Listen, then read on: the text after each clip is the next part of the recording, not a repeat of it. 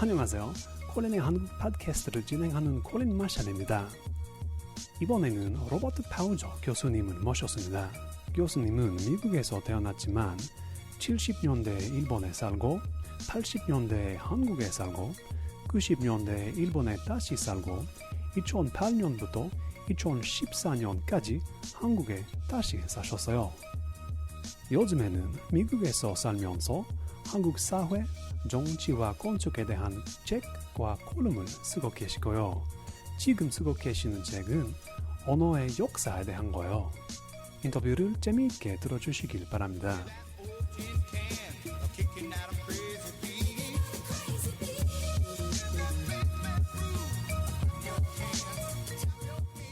저는 교수님의 제일 중요한 관심들이 언어, 아시아, 건축이라고 하면 돼요? 네, 맞습니다. 측면보다도 일단 원래 언어학자, 그러니까 이제 대학 때 일어 일문학 공부했고, 그 다음 이제 석사 박사는 응용 언어학, 외국어 습득 그런 분야로 공부했는데, 그리고 이제 그러니까 언어학자죠. 전공이 언어학이기 때문에 그거는 이제 출발점인데, 그 다음 이제 일어 공부했기 때문에 그게 아시아의 언어 중에 하나, 그 다음 한국어도 공부했고, 그러면 이제 또 일어 공부하는 동안은 한자 많이 배웠기 때문에 옛날에 이제 한국에 살면서 80년대 아니 90년대 초인가 90년대 초에 맹자 공부했어요. 이게 한문인데 그건 이제 뭐 그냥 교양으로 재미있게 대학원생 이제 그냥 튜터로 시켜서 이제 맹자를 공부했고, 그러면 이제 약간 아시아 언어학 안에서 아시아 언어에 대해서 관심 많고, 근데 건축은 어떻게 관심 갖게 됐냐면은 네네 그게 이제 어떤 사람들이 뭐 건축은 이제 언어하고 비슷하다고 얘기하는 사람이 있어요. 그러니까 건축은 이제 디자인이 있어야 되고, 디자인이 있기 때문에 그거는 문법하고 비슷하다 얘기하는 사람이 있는데, 저는 그렇게 별로 뭐 그거는 많이 그냥 약간 주변적인 얘기인데, 건축은 그냥 그 사는 환경에 대해서 좀 늘 관심 있었어요. 그 다음은 이제 우리 아버지가 제2차 대전, 세계대전 끝나고 1946년부터 1948년까지 교토에 사셨어요. 그래서 거기서 이제 뭐 설계를 하시고 미군하고 같이 이렇게 그 설계를 하시고 뭐 하여튼 2년 동안 교토 사셨는데 일본 건축에 대해서 늘 관심이 있었어요. 근데 일본 건축, 그러니까 한국어는 일본어를 통해서 발견했고, 한국 건축은 또 일본 건축을 통해서 발견했죠. 그러니까 비슷해요. 한국 건축하고 일본 건축은 비슷한 건데, 그래서 그게 이제 약간 주변적인 어떤 관심이죠. 근데 주변적인 관심인데 한국에서 저를 이제 한옥 지킴이라고 이렇게 얘기하는 사람이 있어요. 그러니까 언어학보다 오히려 건축은 더 이렇게 알려져 있는데, 그거는 그냥 뭐 살아가면서 어떤 재미있는 한옥을 사랑하는 미국인으로 좀 잘 알려져요. 네네 그렇게 많이 한옥 지킴이 아니면은 이렇게 가끔 이렇게 뭐 파란 눈의 한옥 지킴이 그렇게 파란 눈 있어요? 없어요. 눈 색깔은 뭔지 모르겠어요. 근데 이제 그렇게 알려져 있는데, 그거는 전공학을 그렇게 깊은 관계 없고, 아마 제가 조금 오래된 것, 그러니까 이제 시간의 흔적 느낄 수 있는 오래된 거에 대한 애착이 있고, 그래서 이제 2008년 서울대 교수 됐거든요. 그래서 서울대 교수 됐는데 다시 한국에 살게 됐어요. 그래서 한국에 다시 살게 되는데, 그러면 이제 그때는 재개발 활발한 시대였어요. 근데 한국 재개발은 다 철거하고 전면 철거하고 새로운 아파트 짓는 그런 거죠. 그러면은 그 이제 철거하는 과정에 한옥이나 이렇게 오래된 그 도시 풍경이 다 없어지는 거예요. 100%. 그러니까 작은 비교적 작은 대지에 그 건물을 철거하고 아파트 짓는 거 아니라 그 지역 전체 다 모든 게 없애고 그냥 아파트 단지 짓는 거예요. 그래서 그거는 조금 이렇게 너무 그리고 그 아파트가 아주 흉물이잖아요, 되게. 그러니까 ugli하고 영어로 하면 이게 이제 그냥 그래서 ugly 빌딩인데 그래서 그거는 못된 건축. 뭐 흉물. 그래서 뭐 그런 거에 대한 어떤 애착 있었기 때문에 뭐 지금도 있지만 그거는 이제 그 오래된 동네를 지키려면은 그 당연히 오래된 동네에 한옥이 있거든요. 그래서 오래된 동네에 있는 한옥 그리고 오래된 동네에 있는 골목, 오래된 동네를 이제 도시 경관이라고 그래요. 그게 이제 그 전반적인 풍경 그런 거는 지켜야 된다. 그래서 나서서 이제 다른 한옥 주민하고 같이 이렇게 나서서 이제 뭐 한옥 보전 이게에 대해서 목소리 높였죠. 근데 그게 하다 보니까 한옥지 기미가 된 거예요. 이해해요. 지금 우리가 앉아 있는 건물을 한옥이라고 할 수 있어요? 예, 이거는 아주 뭐 경인 미술관이라고 하는 건데 이거는 80년대부터 뭐 있었던 언제 개업했는지 잘 모르지만 80년대부터 있었던 거고 제가 고대 80년대 88년부터 92년까지는 고려대학교에서 1년 계약 교수로 이렇게 그 영어 교육과에서 강의했어요. 그래서 그때는 이제 약간 전통 찻집이 붐이었어요. 80년대 말 90년대 초. 근데 이거는 그 전에 생긴 집이고 유명했어요. 지금도 유명하지만 근데 이제 이거는 아주 오래된 급이 좋은 그러니까 이 한옥이 이제 좀 좋은 한옥이죠. 좋은 한옥을 뭐 카페로 뭐 전통 찻집으로 이렇게 변한 건데 이 집이 뭐 아마 30년 이상 됐을 거예요. 80년대 왔기 때문에 지금 뭐 2017년이니까 35년 됐을지도 몰라요. 80년대부터 생겼던 집인데 근데 아주 뭐 이 집이 이제 좋은 게 이렇게 보시면 이렇게 천장 이렇게 이게 이제 석가래 이렇게 다 이렇게 보시면 뭐 다 오래된 그대로 이렇게 남아 있는 거죠. 수리하고 뭐 새로운 거는 없기 때문에 이렇게 보수하지 않고 그러면 아주 오래된 그대로 이렇게 남아 있어요. 그래서 이 집이 아주 옛날 서울에 있는 한옥의 어떤 좋은 사례죠.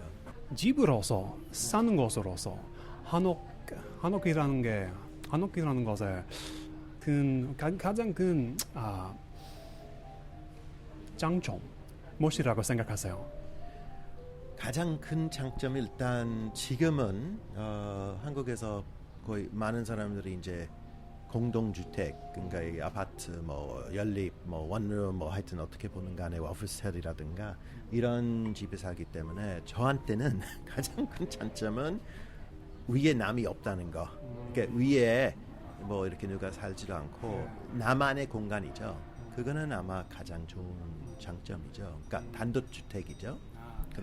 여전히 미국인이라서 미국인이라는 게 그러니까 그게 이제 아마 미국인이고 그다음 이제 일본에 살 때도 도쿄 아니고 교토 살았기 때문에 또 단독주택에 살았어요. 그러니까 약간 뭐 이제 장 보고 이제 이렇게 엘리베이터 타고 막 이거는 약간 그 억압을 좀 느껴요. 이렇게 장 보고 이렇게 봉투 들고 엘리베이터 안에서 내 장 이렇게 내가 뭘 샀는지를 이렇게 다 쳐다보고 뭐 이게 조금 프라이버시가 없는. 근데 뉴욕 출신이었다면 뭐 다를 텐데 눈치 좀 많아요. 눈치 좀 많죠. 네, 미국에서도 그래요. 미국에서도 아마 그럴 텐데 제가 미시간 출신이기 때문에 단독주택 태어나고 그러니까 한옥이 저한테는 가장 먼저 가장 좋은 그 장점이 이게 단독주택이다. 그리고 또 하나는 마당이 있기 때문에 마당이라는 게 좀 재미있는 공간이에요. 그러니까 집이 대문 있죠. 대문 안에 들어가면 마당이 있어요. 근데 마당 위에 지붕이 없죠. 그러면은 영어로 하면 마당은 outside인데 근데 하늘 있어요. 하늘이 있으니까 outside이죠. 근데 이제 대문 안이 있기 때문에 이것도 inside이거든요. 그래서 마당은 사실은 inside outside, outside inside 어떻게 하든 간에 그 제3의 공간이에요. 그러니까 집 안에, 집 밖에, 집 밖에는 이제 대문 밖에 있는 세상이죠. 근데 이제 집 안에는 이제 뭐 방이라든가 뭐 그런 건데 마당은 제3의 공간. 약간 인사이드 아웃사이드. 그래서 재밌어요.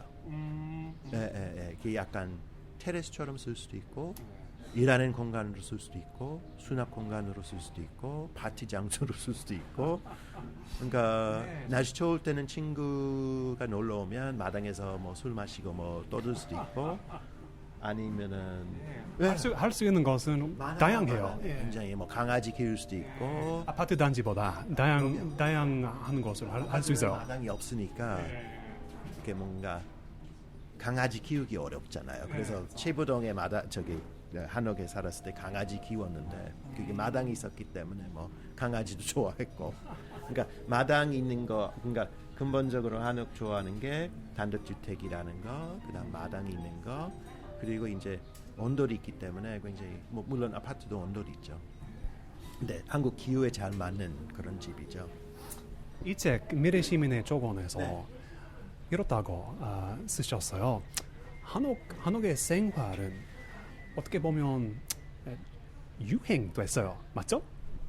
네. 아마 그거는 이제 한국이 뭐 잘 아시겠지만 한국의 이제 교육 수준이 막 이렇게 올라갔잖아요. 그러니까 뭐 미국에 비교할 필요가 없지만 거의 100년의 미국의 사회적 발전은 한국은 30년 했나요? 그러니까 한국은 6.25 한국 전쟁 끝나고 못 살고 뭐 이렇게 대학 가는 사람은 적었지만 80년대부터 대학 가는 사람은 확 이렇게 늘었고 계속 이렇게 교육 수준이 막 이렇게 올라가고 있기 때문에 2000년대 들어오면서 그 약간 한국적인 것보다 이렇게 좀 오래된 것에 대한 재발견 시작했죠. 그러니까 특히 2000년대 말 오래된 거에 대한 재발견 그래서 한옥에 대한 다시 이렇게 조금 재발견 그다음 이제 뭐 도시 경관 뭐 골목 투어 뭐 골목 답사 도시 답사 재개발에 대한 반대 이게 다 이렇게 같은 시기에 2000년대 말에 시작한 거예요. 근데 그거는 이제 교육 수준 그렇게 높아졌다는 거를 반영하고 있지 않을까 생각이 듭니다. 그 오래된 것을 재발견, 다시 발견하는 것은 그 책에서 썼던 좋은 나라이라는 개념과 관련돼 있어요? 관련이 있을 거예요 아마. 그게 이제 결국에는 좋은 나라는 그게 이제 지금 아직 진행 중이에요. 그 좋은 나라 이야기는 왜냐하면은 그게 이제 이번 뭐 문재인 대통령 이렇게 대통령 선거 단성하고 이렇게 계속 진행되는 이야기인데 근데 아마 그 전면 철거 재개발에 대한 반감이 저뿐만 아니라 많은 사람 갖고 있기 때문에 좋은 나라는 자기 역사를 이렇게 버리지 않다는 거. 그러니까 좋은 나라는 조금 자기 역사를 존중하고 아니면은 좋은 나라는 순간적인 이익을 위해서 이 도시를 이렇게 쓰레기통에 버리지 않는 거 그런 거는 볼 수 있어요. 네, 아주 좋은 질문인데 좋은 나라이라는 개념은 뭐예요? 저는 생각하면 여러 가지 종류들이 나올 수 있어요. 근데 그게 좋은 나라 왜 그 개념은 한국에서 중요해졌어요? 네, 그러니까 한국 사람은 뭐 물론 관점이나 이렇게 자기 입장에 따라서 뭐가 좋은 나라인지 생각은 각각 이렇게 조금씩 달라요. 뭐 어느 나라는 가더라도 마찬가지인데, 근데 한국은 아무래도 20세기에 일본 제국주의 지배를 받았잖아요. 그러니까 그에 대한 상처가 굉장히 커요. 그러니까 바로 여기는 일본 땅이었잖아요. 이렇게 그러니까 완전히 나라가 빼앗겼기 때문에 그 이제 일본의 제국주의로 당하고 그걸 극복하기 위해서 독립하고 이렇게 독립하고 나서 근데 그 독립은 이제 분단되고 뭐 이런 과정에서 또 자기 손으로 독립된 거 아니기 때문에 그것도 또 상처가 있어요. 그래서 일본 제국주의의 상처, 분단의 상처, 이게 강대국에 따라서 이렇게 분단이 됐잖아요. 그러면은 이것도 상처. 그러면은 우리 손으로 좋은 나라 만들어야 되겠다는 열망이 그 상처에서 나오는 것 같아요. 네, 이렇게 그러니까 이제 일본 제국주의, 그다음 이제 또 어떻게 보면 강대국, 다른 강대국, 미국하고 소련의 그 제국주의라고 볼 수도 있고 뭐 그거를 위한 그 분단의 상처. 그러면은 우리 손으로 선진 민주국가 만들어야 되겠다. 이런 혼자 할 수 있어요. 네, 우리가 해야 되겠다. 우리가 할 수 있다. 우리가 좋은 나라 만들 수 있다. 이런 어떤 열망이 자연스럽게 생긴 거 아닌가. 예. 요즘에는 한국인들이 생각하는 좋은 나라가 무엇이라고 생각하세요? 뭐 그거는 이제 각각 다르기는 한데 이게 이제 아까 말씀드린 대로 이제 자 좋은 나라 만들어야 되겠다. 그럼 그게 이제 선진 민주 국가다. 근데 이제 선진은 주로 경제약이고 민주는 이제 민주주의 약인데 그거는 이제 박정희 때부터 60년대부터 그래서 그 박정희 독재 그 이제 시대에 경제는 우선이고 민주주의는 그 다음. 나중에. 예. 근데 그거는 이제 안 받아들이는 한국 사람은 있었죠. 그래서 계속 이제 민주화 운동의 뿌리가 거기 있는 거죠. 그러니까 박정희의 이제 경제 우선 민주주의 나중에 이런 발상을 이런 생각을 안 받아들인 거죠. 몇 명이 다였다면 뭐 이미 박정희는 대통령 못했을 텐데 근데 이제 일부 사람은 그대로 그냥 따라갔고 또 일부는 이게 안 받아들인 거예요. 그러면은 그거는 이제 80년대 민주화 뭐 하여튼 80년대 그 이제 그 박정희가 암살 당하고 나서 저기 80년대에 그거는 민주화 운동으로 폭발한 거예요. 근데 아직까지는 그게 이제 근본적으로 한국의 정치 틀은 뭐 약간 진보적인 사람은 민주주의 우선으로 생각하고 약간 보수적인 사람은 경제를 우선하는 생각하는 그런 차이가 있어요. 그 사이에 많은 그냥 근민은 있는 거예요. 그러니까 많은 시민이 그 사이에 있는데 둘 다 중요하다고 생각하는 시민이 아주 많죠. 그러면은 그게 이제 그 사이에서 조금 왔다 갔다 하는 거예요. 그래서 김대중 때, 노무현 대통령 때는 이게 이제 민주화, 개방, 사회적 어떤 좀 개방 이게 이제 우선이었던 건데 그러면 이제 다시 이명박이나 박근혜는 조금 너무나 실패를 끝났기 때문에 그거는 좀 다른 얘기지만 일단 이명박 때 이게 이제 다시 경제 그래서 경제 우선 민주화 열린 사회가 우선 이게 이제 좀 왔다 갔다 하는 거예요 지금은. 근데 그거는 이제 많은 시민들이 많은 한국 사람들이 둘 다가 중요하다고 생각하기 때문에 근데 약간 약간 진보는 민주화 먼저 이게 열린 사회 그다음에 이제 약간 그게 이제 보수는 경제 그렇게 되는 거 아닌가. 그래서 지금 이제 문재인 대통령이 이제 이번에 당선된 게 어떻게 보면 자연스러운 거예요. 왜냐하면은 10년 사이클이 있어요.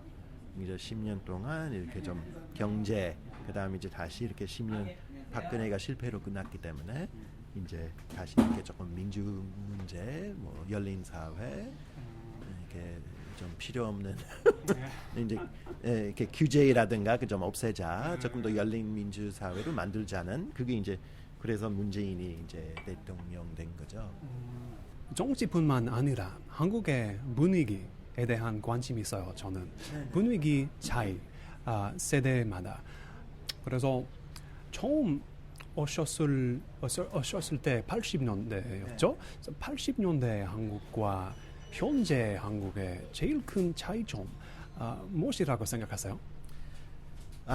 그게 이제 아까 말씀드린 대로 그게 이제 80년대는 아직 그게 이제 전두환이 대통령이었어요. 그러니까 전두환은 민주적으로 대통령을 뽑은 사람은 아니죠. 이게 이제 군사 그러니까 쿠데타를 통해서 대통령 된 사람이라서 그러면은 민주주의가 발전하지 않았죠. 그 시대에. 그건 이제 제도적인 건데 근데 당시에 80년대하고 지금의 가장 큰 차이는 역시 민주주의의 발전. 근데 민주주의의 발전에 따라서 사회적으로 이렇게 열린 거. 그래서 80년대는 민주주의가 발전 이렇게 못했기 때문에 그게 이제 사회적인 규제가 이렇게 뭐 사상이라든가 행동이라든가 예를 들어서 뭐 노태우 이게 또 노태우 그 전두환 다음 대통령인데 노태우는 그래도 선거를 통해서 대통령 된 건데 그래도 당시 그 정부가 뭐 사람들이 너무 과소비 이렇게 너무 많이 소비한다. 그러면은 술집은 12시에 문 닫아야 된다. 그런 이런 어떤 규제, 사회를 규제, 행동을 규제 이런 거는 굉장히 많았어요. 80년대. 그러는 12시 그게 시작하는 사람 있잖아요. 술은 12시가 시작이지 어떤 사람한테는 그러면은 그게 이제 굉장히 이렇게 아니면은 당시에 80년대는 외국인은 이태원 많이 가기 때문에 이태원은 늦게까지 술집 운영해도 되고 이태원에만 그럼 이태원에 가면 술집이 뭐 손님 많고 근데 이제 동네 술집은 문 12시에 닫아야 된다는 거 아니 뭐 하여튼 여러 가지 그리고 공무원은 이제 권위주의적이었고 지금은 공무원들이 굉장히 잘해줘요 비교적 이제 시민한테 그래서 가장 큰 차이는 민주화 그다음 그 민주화에 따른 열린 사회. 네. 책에서 미래 시민의 저번에서 종에 대해서 쓰셨는데요. 그 80년대 느끼셨던 종은 아직이세요? 한국에서?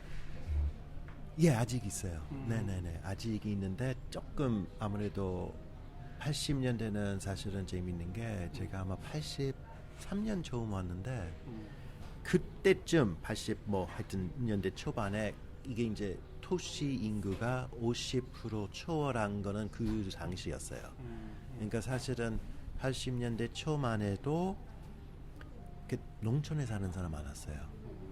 그래서 이게 이제 농촌은 굉장히 이제 서로 이렇게 믿고 막 그런 사회에 있기 때문에 경계하지 않고 굉장히 공동체 의식이 강한 것이기 때문에 아마 다른 나라도 그렇겠지만 그러면 이제 도시화의 영향에 따라서 조금 특히 서울 같은 경우에는 조금 사람하고 경계하는 거는 생겼어요. 네, 80년대에 비해서. 그래서 80년대는 예를 들어서 뭐 이제 1호선밖에 없었어요. 1호선하고 2호선밖에 없었어요. 2호선은 이제 뭐 그렇게 아마 잠실까지 갔죠? 예. 그때는 1호선은 빨간색이었죠? 1호선은 빨간색이었죠. 네네네. 그렇다고 들었어요. 예, 맞아요. 그래서 1호선밖에 없었는데 제가 기억하는 게 한번 서울역에서 할머니가 무거운 짐을 들고 있었는데 그때는 뭐 이제 누가 도와드리고 이렇게 그 짐을 이제 잡아드리고 이렇게 그러니까 굉장히 이제 예를 들어서 버스한테 뭐 할머니 할아버지한테 자리를 양보하는 것이라든가 약간 그 지금은 서로 경계하고 뭐 이런 거는 생겼지만 80년대는 그게 아직까지 약간 농촌의 공동체 의식 그게 이제 경계 없는 좀 분위기였어요. 근데 사람을 알게 되면 뭐 그거는 이제 그냥 지금하고 별 차이 없었는데 근데 외국인 같은 경우는 80년대 길 걷고 있으면 뭐 같이 뭐 커피 한 잔 하자고 하는 사람 많았고 뭐 근데 그거는 영어 얘기하려고 하는 사람이 있기는 있었지만 그냥 외국인이 신기해서 아니면은 정치 얘기하려고 하는 사람 답답해서 그런 사람도 가끔 있었어요. 그래서 근데 그러니까 쳐다보기도 하고 외국인이 이렇게 쳐다보기도 하고 애들이 이제 지나가면 오 헬로 뭐 이렇게 하고 그거는 이제 사라졌죠. 그러니까 어느 날에는 그렇지 않아요. 네네. 그래서 서울에서는 그게 이제 조금 이렇게 도시화된 거죠. 네. 근데 지방에 가면 아직 그런 정이 이제 지방 마을 추천하실 만한 지방 마을 있어요? 지방 도시조차도 뭐 이렇게 조금 네 그런 분위기가 옛날 80년대 분위기가 이렇게 조금 남아 있죠. 근데 아무래도 지방은 이제 특히 작은 도시 서로 사람들이 알고 뭐 거기서 오랫동안 살았기 때문에 그런 분위기가 남아 있어요. 근데 뭐 어쩔 수 없이 도시화 그리고 또 하나는 한국 사람은 옛날에 아파트는 별로 없었어요. 옛날에 80년대만 해도 아파트가 많이 없었기 때문에 그러면 뭐 가정집에 살았죠. 단독주택에 살았는데 그러면 예를 들어 형제가 다 한 그 방을 썼어요. 그러니까 개인 방이 없었고 그래서 당시 80년대만 해도 한국 사람들은 이제 공동체 의식이 더 강했죠. 아무래도 이제 남하고 같이 이렇게 사는 거, 뭐 이렇게 형제끼리 이렇게 같은 방을 사는 거. 근데 그거는 다른 나라도 겪은 역사이기 때문에 익숙해졌어요. 네네. 많이 익숙해졌어요. 그렇죠. 그 생활로. 네네. 근데 지금은 개인 방이고 뭐 조금 이렇게 남하고 경계. 뭐 서울은 큰 도시이기 때문에 자연스러운 거죠. 뭐. 네, 지금은 잡지를 읽으면 그런 혼밥, 혼술, 혼자 먹는 밥, 혼자 마시는 술, 혼자 하는 여행, 혼행 그런 단어가 있어. 그런 어떻게 여행 단어가 있어요. 보셨죠? 조금 봤는데 이상하게 신경을 많이 안 써서 그게 아주 최근에 생긴 거예요.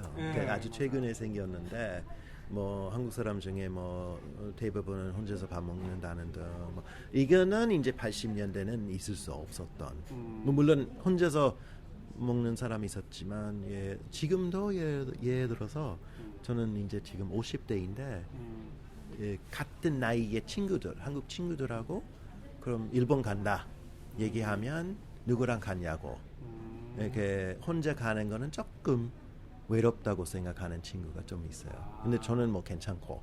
그러니까 그게 이제 아마 나이 차이. 한국의 젊은 사람, 특히 20대, 30대조차도 조금 이렇게 20대는 그게 이제 좋아하고, 근데 약간 아까 말씀드린 대로 그 공동체 의식 이게 좀 변화가 있어서. 그래서 일본은 아주 그 일본화 아니 뭐. 약간 일본화일 수도 있어요. 일본은 이제 혼자의 나라 일본. 혼자의 나라. 그러니까 혼자서 뭐 라면 먹고 뭐 이렇게 카막처럼 이렇게 나눠져 있잖아요. 이렇게. 일본의 사회는 어떻게 보면 그렇게 설계됐어요. 맞죠? 그렇게. 그러니까 근데 그건 일본화이라고 할 수가 없는 게 왜냐면 그게 이제 증거가 없잖아요. 일본에서 특별히 영향 받았다는 거. 아마 도시화 이게 이제 그 사회 변화에서 자연스럽게 나타난. 네. 정이라는 그 개념을 외국인들한테 어떻게 설명하세요? 뭐 어려워요. 그러니까 이게 이제 1대1 번역하기가 어렵고 정이라는 게 이제 그냥 warm-hearted 할 수도 있고 뭐 friendly 할 수도 있고 뭐 근데 friendly는 약간 표면적인 인사 잘 이렇게 하는 거고 정은 조금 이렇게 warm-hearted 이게 뭔가 마음을 나눠주는 그런 것이기 때문에 뭐 한도 있어요. 근데 한은 좀 더 어려워요. 어려워요. 그런 한도 어렵지만 뭐 근데 다 설명이 되기는 하는데 정은 이제 이렇게 뭐 warm hearted이라고 하자고 하면 그러면은 이게 이제 한국 인간 관계에 중요한 것이지만 그게 이제 다른 나라 아닐 수도 있죠. 그러니까 warm-hearted이라는 게 그렇게 중요한 예를 들어서 일본 같은 경우는 정보다 충실성 이렇게 충실하냐 그 의리 같은 거 그게 이제 중요하고 미국 같은 경우는 이제 저는 미국 사람이지만 잘 모르겠어요. 미국이 뭐가 하여튼 약간 공통점이 있어야 되는 뭐 취미 생활이라든가 뭐 이렇게 공통점이 강하면 그러면은 이제 이렇게 친해질 수 있는 서로 나라마다 조금 그게 다른데 근데 정이 warm-hearted이라는 거죠. 우리 말, 우리 나라, 우리 땅, 우리 음식 다 있어요. 네. 근데 일본에 가면 우리나라 그 와가쿠니 이라는 표현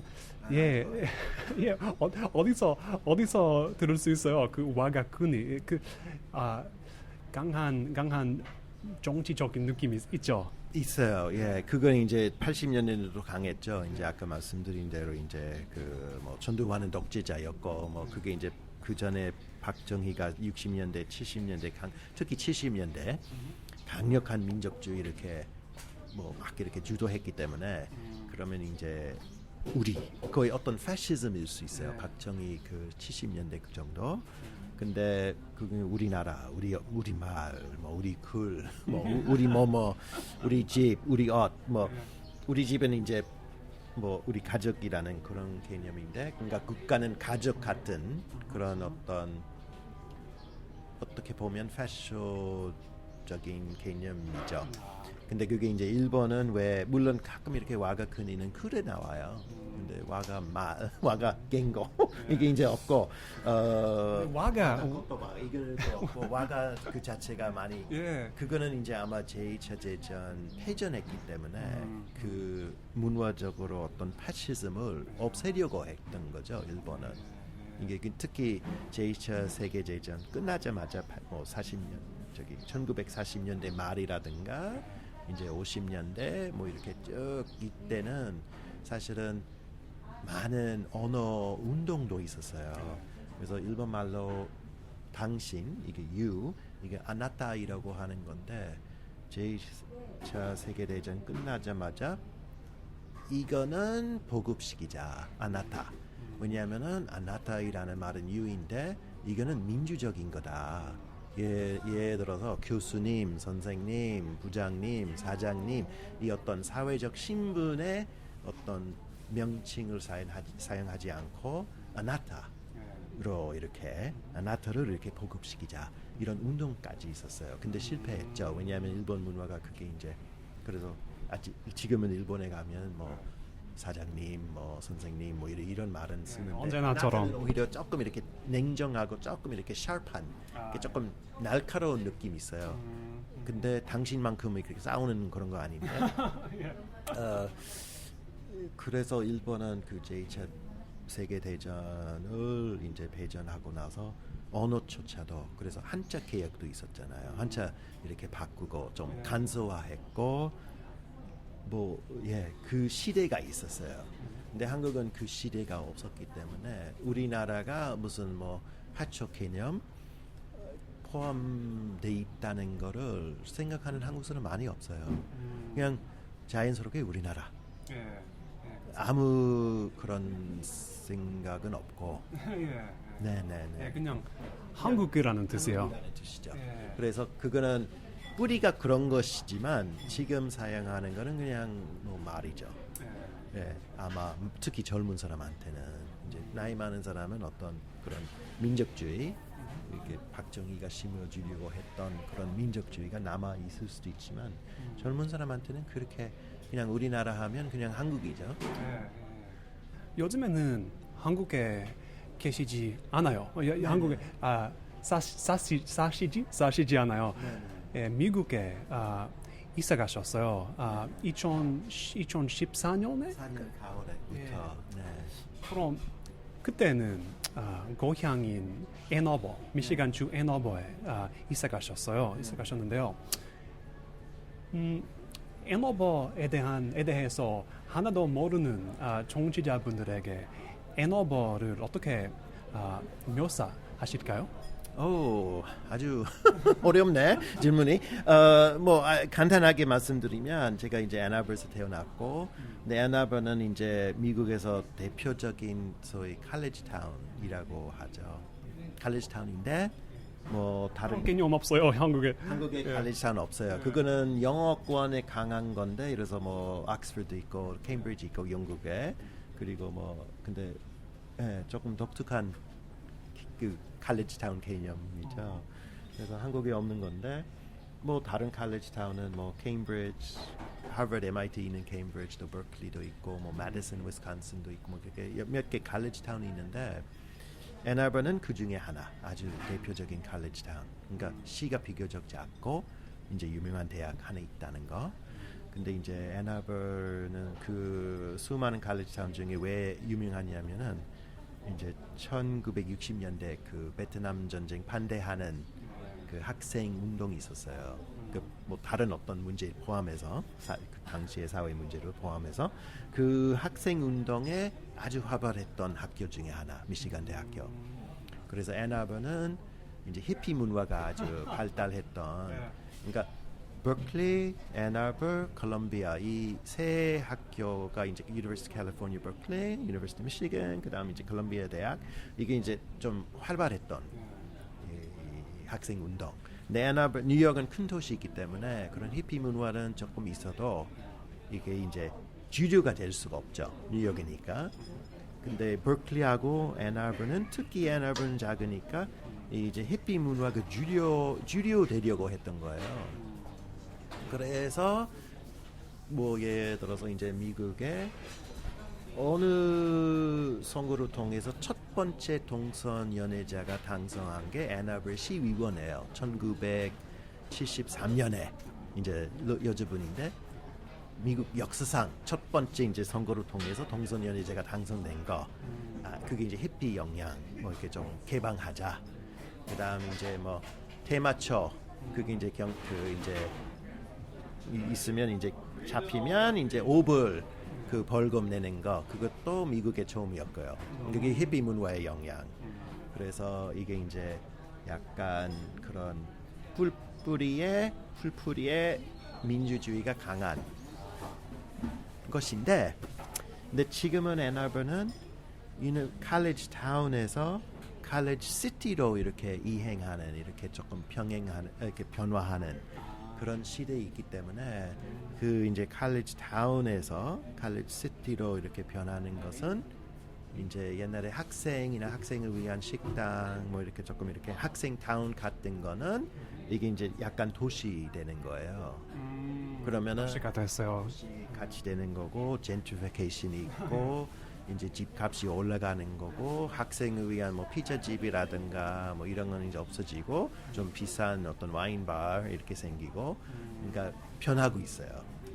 예, 그래서 그거는 이제 조금 가슴이 아픈 건데 아무래도 고향이니까. 예.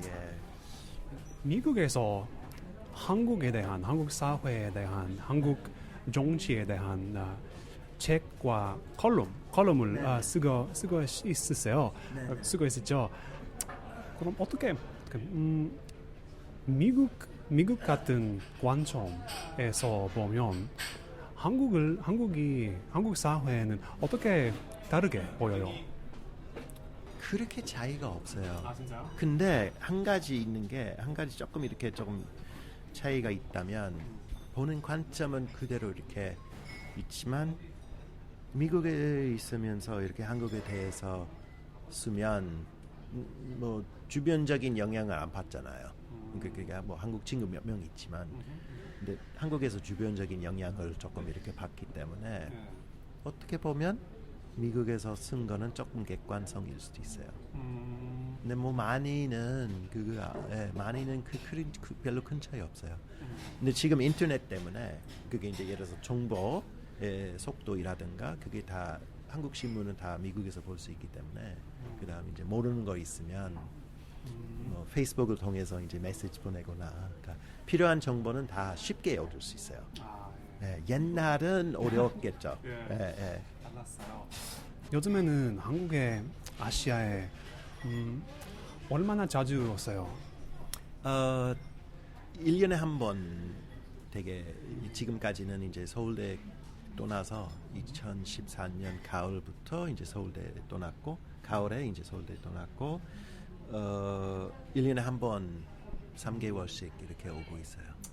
그럼 오실 때마다 큰 차이를 볼 수 있어요? 변화 그런 거? 아직까지는 뭐 2004년 아직까지는 큰 변화는 일단 전반적인 사회 변화는 그렇게 크지 않고 근데 이제 조금 이렇게 뭔가 살았던 동네 달라진 거 뭐 제부동에 살았어요. 또 이제 한국 떠날 때 제부동에 살고 있었는데 그게 지금 소천이라고 이렇게 유명한 하여튼 좀 이렇게 언론에 많이 등장했던 지역인데 거기는 이제 변화 많이 느끼죠. 그러니까 옛날 살았던 동네 또는 뭐 이 북천초처도 이렇게 이번에 왔는데 변화 좀 느꼈다. 뭐 이렇게 잘 아는 것, 잘 아는 동네에 가면 그 뭐 아끼던 맛이 있었던 밥집이 없어지고 뭔가 변화, 그거는 느껴요. 근데 사회적 변화는 조금 뭐 아직까지 그거는 조금 이렇게 시간이 있어야 될 것 같아요. 지금 쓰고 계시는 책은 언어 자체에 대한 책이죠. 그럼 저도 언어에 대한 큰 관심 있어서 너무너무 궁금해요. 그 책의 내용에 대해서 뭘 말해 줄 수 있으세요? 네. 그 책이 아직 제목은 정하지 않았지만 일단 가칭 뭐 테마는 그게 이제 외국어 문화사. 그러니까 외국어의 역사적으로 어떻게 등장했는지. 근데 그게 무슨 말이냐면은 모든 문명이 그 문명의 공통어가 있었어요 옛날에. 예를 들어서 서양은 중세 세대 시대에 그게 라틴어였죠. 그리고 이제 이 동아시아는 한문. 그리고 이제 특히 유럽 같은 경우는 뭐 굉장히 작은 왕국이나 이렇게 독일은 통일하지 않았고 뭐 이렇게 굉장히 여러 나라가 있었잖아요. 그래서 근데 라틴어를 공통어로 사용했기 때문에 국어이라는 개념도 없었어요. 근데 이제 레네상스 시대부터 이게 이제 나라가 왕권을 중심으로 나라가 이제 강해지고 국가에 형성되고 국가가 강해졌죠. 그래서 국가가 강해진 것을 이제 인정하는 시기가 이제 17세기에 그 영어로 하면 저기 Peace of Westphalia이라고, 그러니까 아마 한국말로 뭐 하여튼 있어요. 저도 몰라요. 웨스트팔리아는 한국말로 어떻게 되는지 모르지만 그 17세기 중반에 이제 네덜란드하고 프랑스하고 스페인하고 뭐 여러 나라 사이에 전쟁을 매듭지는 이제 평화 협상 몇 개 있었어요. 그 시대부터 이제 국가가 세계 질서의 중심이 된 거예요. 그럼 국가가 힘을 갖게 되면서 국어가 생긴 거죠. 그래서 첫 번째 국어를 이제 많이 이렇게 힘을 심어준 나라는 프랑스, 스페인.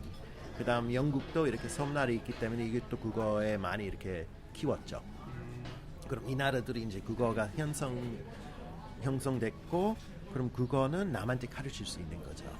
아니, 남이 배울 수도 있고. 그래서 외국어 교육이 국가 형성하고, 근데 이 국가는 프랑스, 스페인, 뭐 다음 영국, 이 국가들은 또 제국주의였어요. 제국주의, 뭐 아프리카 가고, 뭐 북미 가고, 남미도 가고, 그 원주민에게 자기 언어를 가르치려고 그랬죠. 그래서 이제 아메리카 대륙이 하는 언어가 이렇게 원주민 언어 빼고 뭐 영어, 불어, 스페인어, 포르투갈어 4개밖에 없어요. 거의. 많지 않아요. 많지 않아요. 그 이제 넓은 지역에 그게 이제 제국주의 의 영향이고, 그러면 이게 이제 외국어 어디서 왔는가? 외국어, 그리고 우리가 지금 배우는 외국어는 어디서 왔는가? 어떻게 발달해 왔는가? 그다음에 이제 외국어 교육 방법이라든가. 그래서 계속 하다가 이제 그런 시대, 뭐 제국주의 시대 뭐 이렇게 이제 있었고 따라갔어요. 계속. 근데 이제 또 재미있는 게 이제 19세기에 그때까지만 해도 언어는 주로 문법 배우고 독해하는 것이었어요. 근데 뭐 성경이라든가 뭐 하여튼 독해하고 이렇게. 근데 이제 19세기부터 말이 이제 말이 이렇게 말을 해야 된다. 언어는 말부터 배우자. 언어는 이제 외국어 교육은 말 교육이다. 말하기 교육이다. 그래서 이게 이제 등장했는데 지금까지도 오늘 이제까지만 해도 그게 이제 말을 어떻게 가르칠지 그 과제 풀지 못했어요, 사실은. 중요한 질문이에요. 지금도 풀지 않았죠. 그래서 다들 답답해요. 한국 사람 영어 배우는 한국 사람도 답답하고 한국말 배우는 외국인도 답답하고. 저도 그래요. 아실걸요? 저도 이제 뭐 답답하기도 한데. 잘 알아요. 그 네네. 사실. 그 답답한 거, 그게 다 답답한데 그게 결국에는 말 교육, 그러니까 말하기 그 자체가 중요한 게 이거는 19세기 말부터예요. 그러니까 130년, 120년 그 정도밖에 안 됐기 때문에 그러면은 그 사이에 여러 방법, 뭐 이거는 비법이다. 이거는 the way, 뭐 이건 이제 이겨라. 이 방법이 좋다. 뭐 거의 뭐 무슨 뭐 샤먼처럼 이렇게 뭔가. 근데 그거는 한국뿐만 아니라 해외도 그래요. 그래서 제2차 세계대전 끝나고 오디오 링구얼 등장했잖아요. Repeat after me. 근데 그게 또 망하고 그다음에 이제 communicative 의사소통 중심 교수법도 생기고. 근데 말만 가르치면 근데 독해 못 하잖아요. 그러니까 이게 이제 아직 이 지금 외국어 교육에 대한 불만, 외국어 교육에 대한 어떤 문제점, 다 그 19세기 말에 언어 교육이 듣기, 쓰기에서 말하기로 이렇게 특히 읽기 이렇게 읽기에서 말하기로 이행했던 그 과정에서 이제 풀지 못했던 과제가 많아요. 그래서 그게 이제 책의 그 내용인데 약간 넓어요. 그러니까 책 쓰는 거는 힘들긴 한데 어느 책 쓰더라도 근데 미래 시민의 조건에 비해서 이 책이 쓰기 힘든 게 이건 이제 쓰고 싶은 거는 딱 정리하고 썼는데 이게 이제 이게 좀 넓은 굉장히 범위가 넓은 내용을 잘 정리해야 되는 거예요. 게다가 다 한글로 쓰고 계시죠? 예, 한글로 쓰고 있어요. 어려워요. 마지막으로 외국어를 공부하는 것에 큰 관심 있는 청취자분들에게 어떤 주실 수 있는 조언 있으세요? 그거는 아마 또 다른 책 언젠가 쓰고 싶은데 지금 외국어 문화사 책은 이제 끝에 조금 언급하겠지만 일단 제 생각에는 뭐라고 그래야 되나요? 이 언어 그러니까 자기가 그 말로 persona 영어로 하면 persona가 있어야 되거든요. 그러니까 존재감. 그러니까 영어 로버트 파우저가 있고 그게 아마 앤 아버천 놈이겠죠. 그 다음은 일어 로버트 파우저 있고 그리고 한국어에 로버트 파우저 있고. 로버트 파우저. 네. 그러니까 그거는 이제 뭐 그런 그 로버트 파우저 있고 뭐 이렇게 그러니까 그게 이제 이 언어로 습득했고 그거는 이제 내가 표현하고 싶은 거를 이게 위해서 사용할 수 있다는 그런 거죠. 근데 예를 들어서 앤 아버의 로버트 파우저는 한국말 쓰려면은 이게 이제 이상하잖아요. 그러니까 그런 뭐로 그래야 되나 그 언어의 어떤 존재감, 그 언어가 자기 것이 됐다. 그래서 그냥 막 사용하는 그 단계가 돼야 되는데 그거 되기 위해서 많은 대화 해야 되는 거죠. 많은 사람 만나고 많은 대화 해야 되는 건데. 그러니까 이런 팟캐스트를 만들고 있어요. 저는.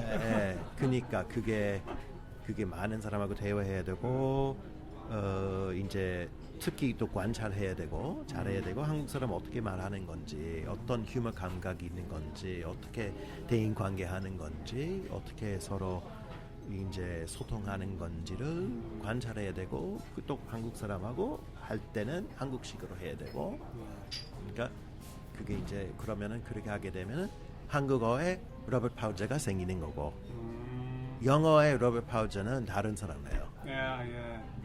그렇죠. 다른 성격 만들어야 돼요. 네, 다른 성격도 만들어야 되고. 그래서 앤아버에 들어갔는데 2014년에 고향 들어갔는데 가끔 약간 한국식 휴머를 영어로 쓰면 못 알아들어요. 근데 그러니까 그게 이제 첫 6개월이나 1년은 이 사람들이 너무 심오하고 너무 휴머 감각이 없어. 그렇게 생각을 할 때가 있었어요. 왜냐면 한국식 농담은 애나버스 통하지 않아요. 당연하죠. 근데 반대로 예를 들어서 이제 미국인 서로 어떤 그 이제 공통점이 그러니까 미국인 공통점을 찾고 그 공통점을 통해서 이제 친해지는 거. 그러면은 예를 들어 애나버에 한번 카페 갔는데 한국에서 온 지 얼마 안 됐어요. 카페에 갔는데 옆 테이블에 젊은 사람들이 40분이나 1시간 뭐 시내에 있는 커피숍에 대해서 대화하고 있었어요. 근데 저는 그런 대화는 한국 친구하고 안 해요. 살짝 그냥 이 집이 맛있다, 이 집이 그렇다, 이 집이 좀 그랬다. 살짝 그냥 이렇게 그러니까 다른 대화하죠. 맞아요.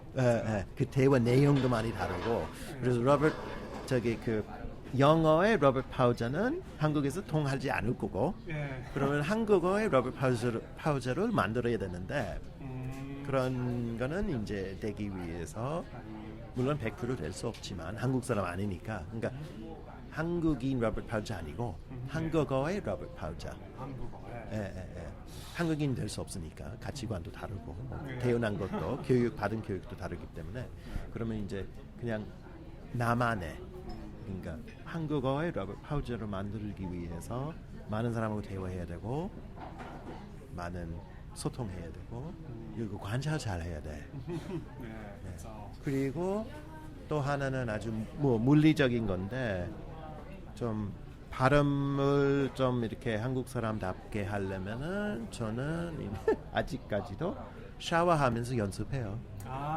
저는 오늘 아침에 했어요. 그러니까 그런 어떤 그것도 관찰하다가 이런 발음을 이렇게 한다. 그래서 못하는 발음은 몇 개 있기 때문에 그게 이제 연습하고 뭐 그런 가볍게 자기 생활 속에서 그냥 한국어 발음 연습 시간 만들면 안 돼요. 왜냐면 바쁘니까. 근데 샤워하면서 그냥 뭐 저는 발음 못하는 게 그 토끼, 그 rabbit, 토끼 그게 발음하기 힘들어가지고 그러면은 그냥 샤워하면서 토끼 이렇게 발음 좀 연습하고. 기회를 잡아야 돼요. 말돼요?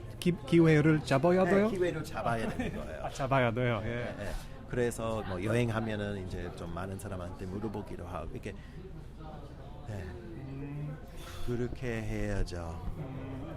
맞습니다. 그럼 한국어의 로버트 파우저 교수님 오늘 대화를 나누어 주셔서 감사합니다. 감사합니다. 청취자 여러분 들어주셔서 감사합니다. 제 웹사이트는 colinmarshall.org 알파벳으로 colinmarshall.org 이고요. 트위터 사용자명은 Colin Marshall입니다. 팟캐스트 주제 음악은 The Custodian of Records의 Korean BBQ입니다. 다음의 인터뷰를 기대하시기 바랍니다.